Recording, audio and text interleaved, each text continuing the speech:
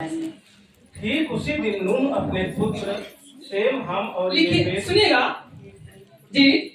और अपनी पत्नी और तीनों बहुओं समेत और उनके संग एक एक जाति के सब बनेले पशु जी। और एक एक जाति के सब घरेलू पशु और एक एक जाति के सब पृथ्वी पर रेंगने वाले जंतु और एक एक जाति के सब उड़ने वाले पक्षी जहाज में गए।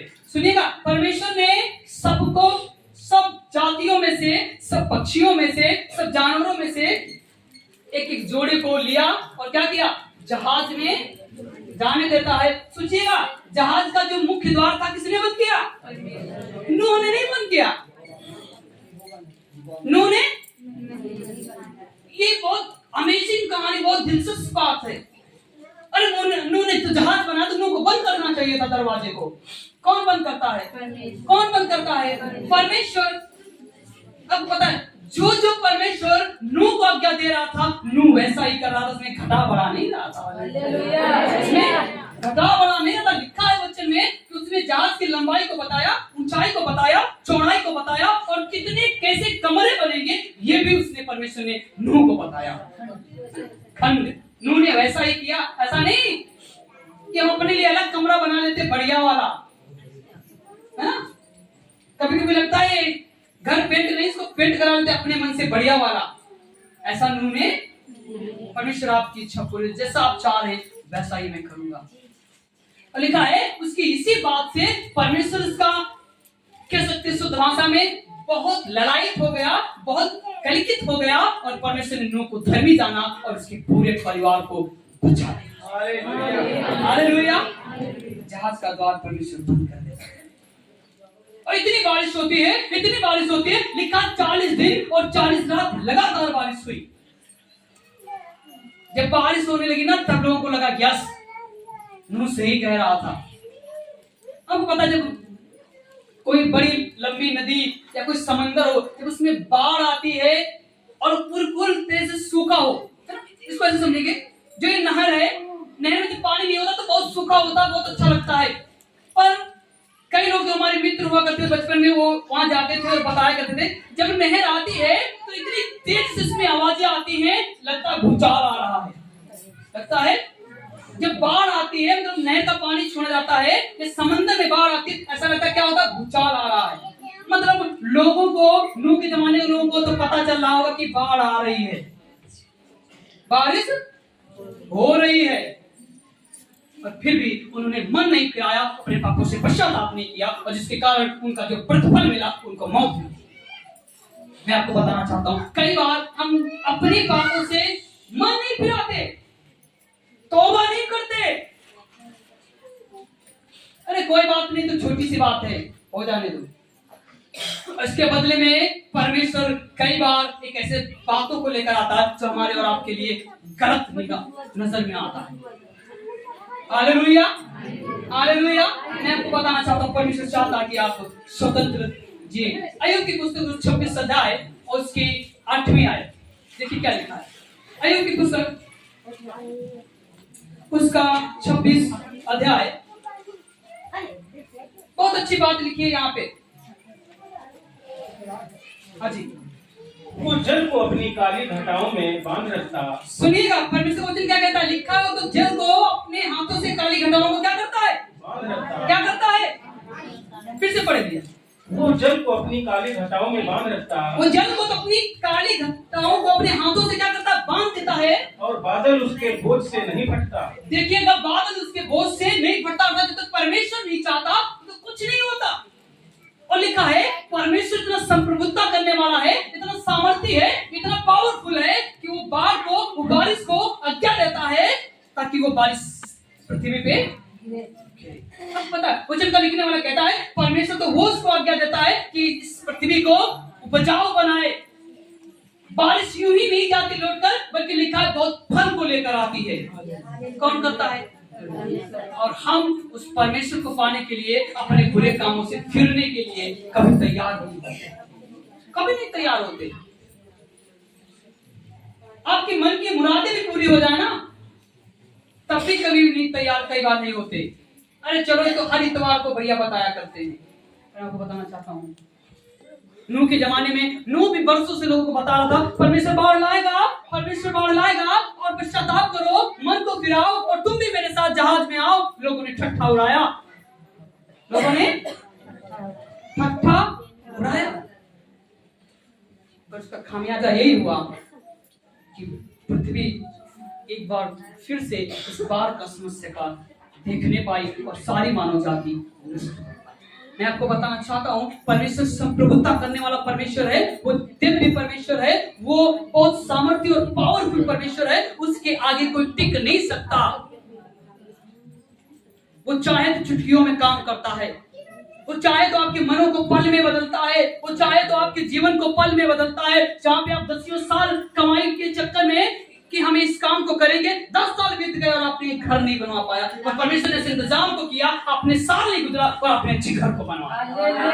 हालेलुया। पता है ऐसी गवाहियां कलीसिया में हैं। इन्हीं साल परमेश्वर ने बड़ी कामों को कलीसिया में किया है। चर्च के परिवार से 2 बच्चे सर्विस में सरकारी कर्मचारी हुए, इसी कलीसिया के परिवार के बच्चे। जिस गांव में, जिस समाज में, जिस छोटे से गांव में आप छोटे समूह में आते हैं, उसे आप हल्के बना लीजिएगा, वो पावरफुल है, वो सामर्थ्य कलीसिया है और उसे परमेश्वर ने तैयार करके रखा है। हालेलुया। इसी साल 2 सरकारी कर्मचारी इसी कलीसिया के द्वारा, कैसे प्रार्थना के द्वारा, परमेश्वर की दया के द्वारा हो गए। और एक जन ऐसा था जिसके पास में दो नौकरियां थी, वो करेगा कौन? आपको पता है यहाँ एक के लिए लोगों के जीवन गुजर जाता है, एक का ऑफर नहीं आता, लोगों के पास में 2 ऑफर आते हैं।